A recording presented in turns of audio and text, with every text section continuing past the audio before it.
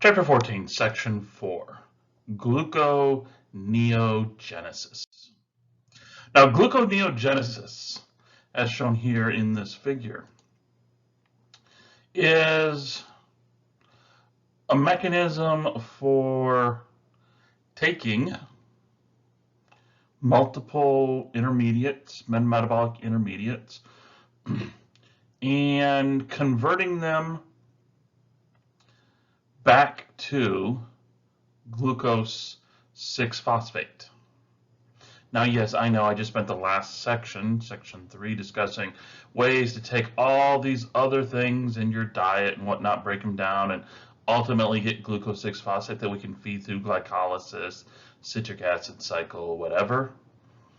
But sometimes cells, tissues, organs need glucose 6-phosphate not for the energy that's in the carbon-carbon bonds and not for the energy in the electrons, but as a building block for making other things. Okay, taking glucose 6-phosphate, making glycogen, taking glucose 6-phosphate to make starch or disaccharides, glycoproteins on the surface of our cells and whatnot.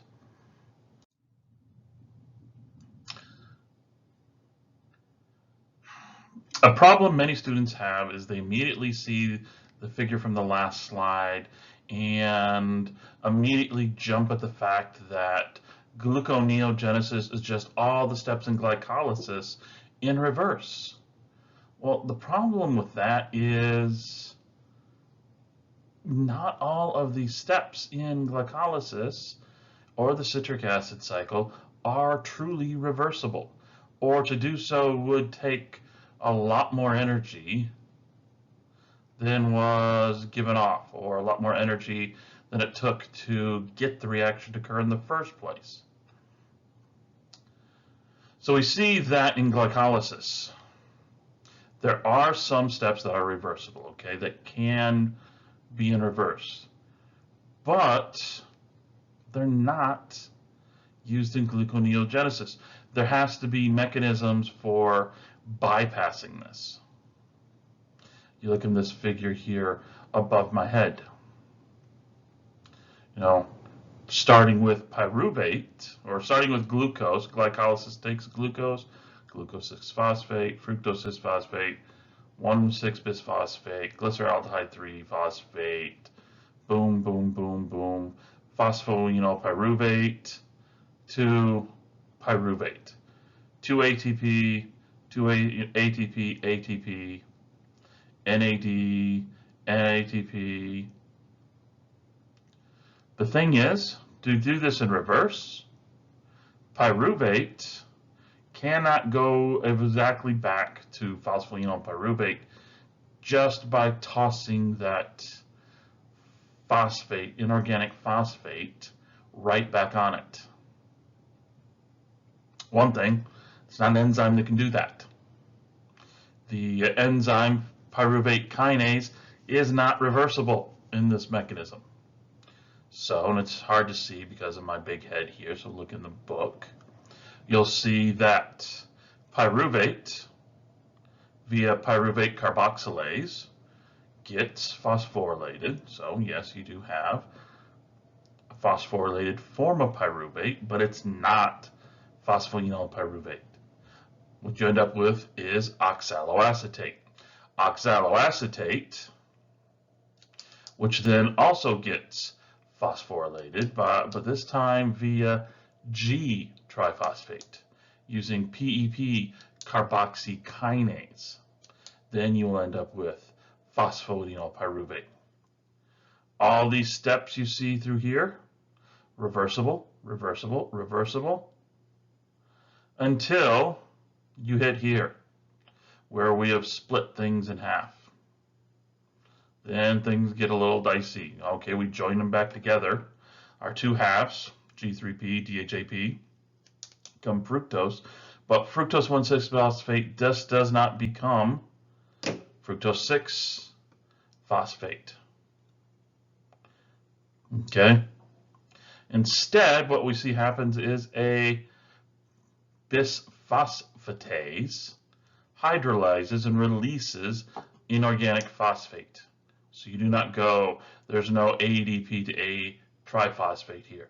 Same with glucose 6-phosphate. You don't just, take it and reverse this. You have to hydrolyze using glucose 6-phosphatase, releasing inorganic phosphate. We look at the free energies of many of these reactions, backwards and forwards. The ones that can be reversible, are essentially irreversible, that cannot be undone on their own, are the ones here highlighted with a very negative delta G, because they gave off so much energy there that it can't just, you have to have that much energy to put back into to get this to go in reverse. Okay, to go from pyruvate and reverse everything so you end with glycolysis, remember I said a few slides ago there's going to have to be some workarounds because there's a few steps that are irreversible. Okay, there's just too much. They were too exergonic. Namely, they're going to be the ones also where we see the phosphate groups being added, things like that, or removed. So our first step is to take, our first big hurdle is to go from pyruvate to phosphoenol pyruvate, PEP. So what we're looking at here is going from the cytosol, pyruvates in the cytosol, into the mitochondria.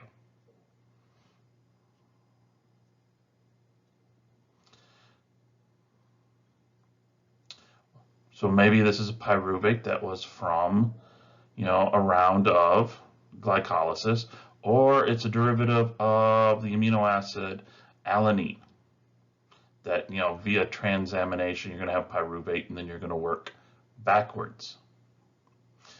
First enzyme that comes into play is pyruvate carboxylase. Okay, it's a mitochondrial enzyme that's going to take pyruvate to that first intermediate I talked about on the last slide, or a couple of slides ago, the oxaloacetate. This requires a coenzyme known as biotin. If I remember correctly, biotin is a derivative of one of the B vitamins. So you take pyruvate, O-carbonate plus ATP, you'll end with oxaloacetate and ADP and inorganic phosphate. In the process, carbonate, you go ATP, ADP, release the inorganic phosphate, and basically you're adding the carbon to the bicarbonate is added. Here's some energy to get it to add. Power everything, get it to add here. You're adding it to the biotin which is bound to pyruvate carboxylase.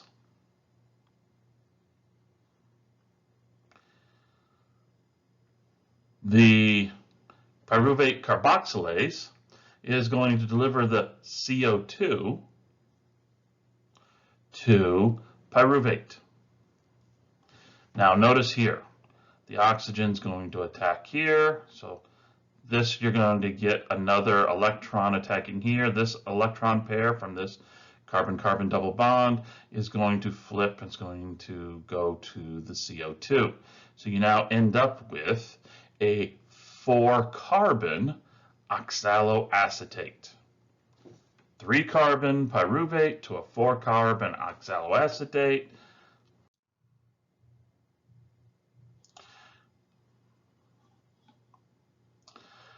But we're still in the mitochondria. The oxaloacetate is in the mitochondria. So somehow we have to get back out to the cytoplasm, because that's where many of those gluconeogenesis enzymes are kept. So the oxaloacetate is going to interact with the malate dehydrogenase, because we don't have an oxaloacetate transporter.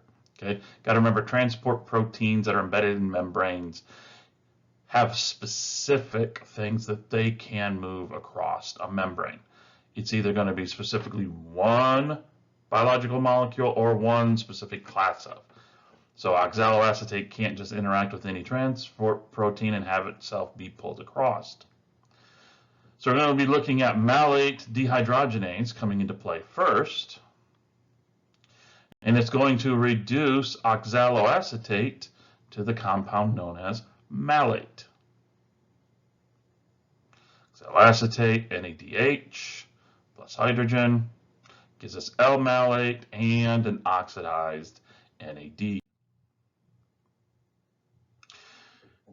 Malate is transportable. Malate transporter takes it out across the organelle membrane, releasing it into the cytoplasm, where malate will then be oxidized and NAD reduced to NADH once again. And then we do the final step, oxaloacetate, 1, 2, 3, 4 carbons. Going to get phosphorylated, and not from ATP, but guanosine triphosphate. We're using the enzyme phosphoenolpyruvate carboxylase. This is what's going to convert oxaloacetate, the 4-carbon oxaloacetate, into the 3-carbon phosphoenolpyruvate. The arrows again showing you where the electrons and the electron pairings are going to be shifting. Okay, this oxygen switching to this carbon-carbon bond switching, and this carbonyl group's double bonds, one of them attacking here at this phosphate. This one, boom. So that you end up with this phosphate group replacing this phosphate with 3 oxygens attaching here. So the carbonyl group is now replaced by a phosphate group. This 4th carbon here, first carbon 1, is released as CO2. So we've now gone from a 3 to a 4 to an intermediate 4, back to the 4, and then finally to our final product of this roundabout pathway here, this phosphoenolpyruvate. They call this a bypass. You're going from pyruvate to phosphoenolpyruvate. You have to have ATP, you have to have GTP, and carbonate. So go through, you yield phosphoenolpyruvate, ADP, GDP, free inorganic phosphate, and carbon dioxide. And it's not too bad, okay? Still positive.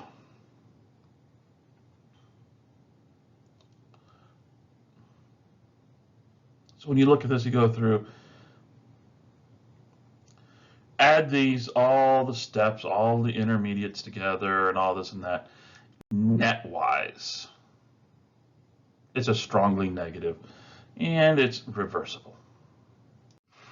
Now, the pathway I just discussed, pyruvate, which gets transported in the mitochondria, gets turned to oxaloacetate, briefly turned into malate to be transported back out, malate back to oxaloacetate, and then finally to phosphoenolpyruvate. Well, there's another alternate method to this alternate method. It's hard to see because it's behind my head, so look in the figure in the textbook.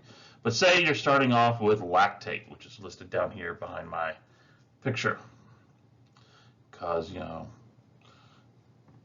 anaerobic conditions for a while, you go pyruvate to lactic acid, lactate. Now you're going to go back to pyruvate, which remember that's easily reversible, but the cell needs to go through gluconeogenesis.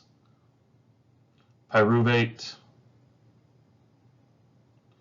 to pyruvate again inside the mitochondria to oxaloacetate, but under certain conditions certain cells, blah, blah, blah, certain conditions, certain cells, certain whatever. The oxaloacetate can be converted directly into phosphoenolpyruvate within the mitochondria itself. That is if that organism has PEP carboxykinase. This gene is carried in the mitochondrial genome, because you've got to remember, all of the metabolic functions that are occurring in the mitochondria, the majority of, I should say, are carried out based on information carried in the mitochondrial's own genome. Yes, in your cells, there is a second genome set. It's not the complete blueprint on how to make and maintain you. No, it is a blueprint on how to make and maintain a mitochondria, its enzymes, its structural proteins, its metabolism. So some organisms, their mitochondria carries the enzyme PEP carboxykinase. Like us, we carry it as part of our nuclear chromosome, so this is going to occur here, some here. There's another set of bypasses that occur later in gluconeogenesis that are analogous to the early steps of glycolysis, namely going from fructose 1,6-bisphosphate to fructose 6-phosphate, fructose 2-phosphates to fructose 1-phosphate. Here you're going to need the enzyme fructose 1,6-bisphosphatase, FBPase1. Okay, this one, essentially for all intents and purposes, is irreversible. Why is it irreversible? Right there. You're taking the phosphate group from carbon 1 and you're just releasing it. You're hydrolyzing it, you're releasing it, and you're not attaching it to anything. Okay? It's not a substrate level, you're taking off one thing and then adding it to ATP. No, it's just being released.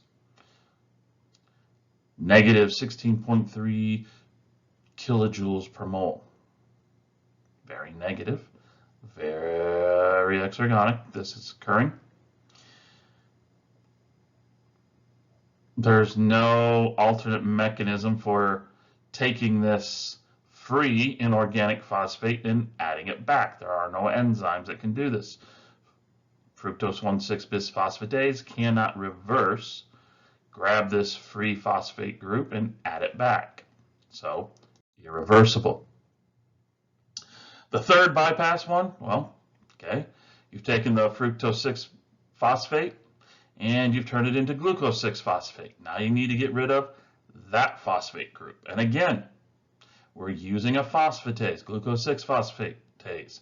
That's taking glucose 6-phosphate, hydrolyzing it to get glucose and a free inorganic phosphate. Free floating in the cytoplasm. So you can't just grab it and add it. There's no enzymes that have evolved to be able to do that. Thus, irreversible.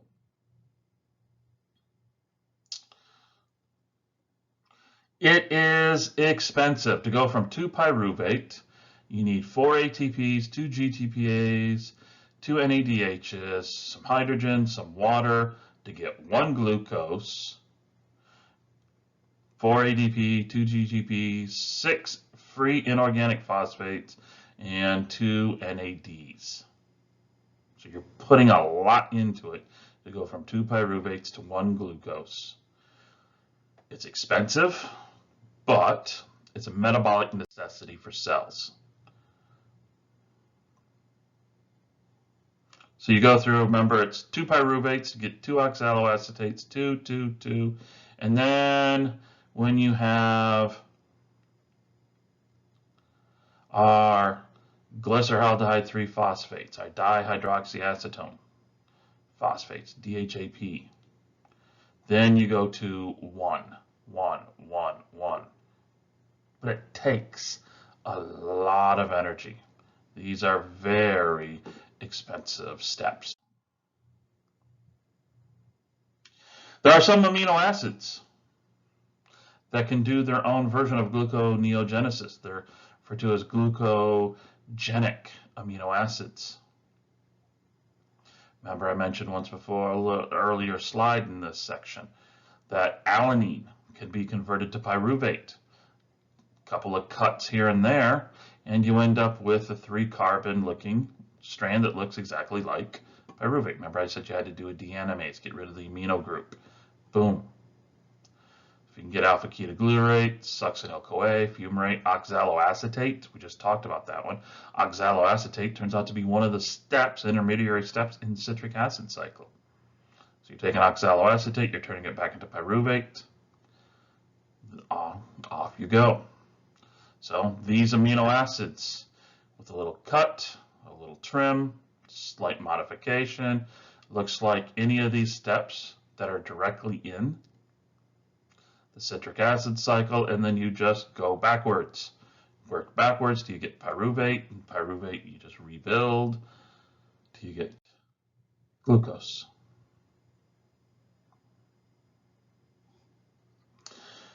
Here's the thing. We animals cannot take fatty acids. Okay, remember fatty acids are just long hydrocarbons, long chains of carbons with hydrogens. Some of them may be attached to a glycerol, whatever, and you get triglycerides, phospholipids, whatever. We cannot go through and take those, cut them every 2, modify them and turn them to acetyl-CoA, and then take that acetyl-CoA and reverse it to glucose. Plants, many microorganisms, fungi, protists, bacteria, they can. They refer to this as a glyoxylate pathway. It allows them to take the fatty acids, same things that are going to be lipids, same things that are going to be, in fats, cut 2 carbon strands, turn them into acetyl-CoA, and then reverse, like we showed on the last slide, to get, pyruvate. Pyruvate, which will become glucose, and then the glucose could be used anywhere in the cell or the organism. Now, in adipocytes, better known as fat cells, you'll see what is referred to as Glyceroneogenesis. Take the pyruvates, go do the steps, the reversing steps that we just talked about to get DHAP. Okay? Take this, reduce glyceraldehyde 3-phosphate, G3P. You can then go and keep reversing this to end up with glucose. Or you can keep going